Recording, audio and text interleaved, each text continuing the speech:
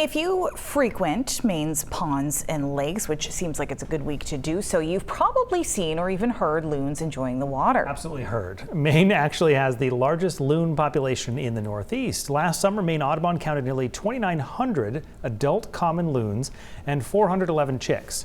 The organization was able to make that count with a lot of help from volunteers, all in a single day.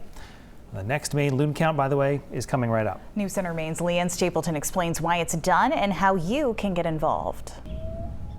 Third Saturday in July is a really great date because if there are going to be chicks that year, most of them have already hatched. On July 20th, over 1,500 volunteers across the state will hit the lakes and ponds bright and early for Maine Audubon's 41st annual loon count. 7 to 7:30 in the morning is also a great time because it's before you have a ton of boaters out on the lake. Community Science Manager Hannah Young says one reason to keep track of this particular bird is because loons are a really great kind of indicator species for lakes in Maine, so they need clean, clear water.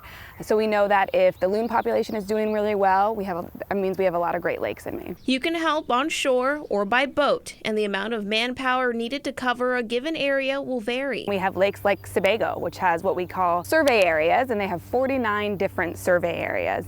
And each of those survey areas could be anywhere from 10 acres to over 2,000 acres. Those big lakes like Sebago are going to take upwards of maybe 50 or 60 volunteers. Whether you're a bird enthusiast or looking for a new activity, Young says all are welcome. Of how accessible this is, it's a really great way just to kind of dip your toes into community science. If you do decide to head out for the count, Young says to make sure you keep your distance. We don't want you actively searching through the foliage and stuff to find nests. And if you're unsure the bird you see is a loon or not, the loons can't walk on land, so if you see a bird walking on land, you know that's not a loon. So they are going to be generally out in the water or on a nest. They've got that really distinctive black and white color, the red eye, and this really beautiful elongated beak. Leanne Stapleton, News Center, Maine.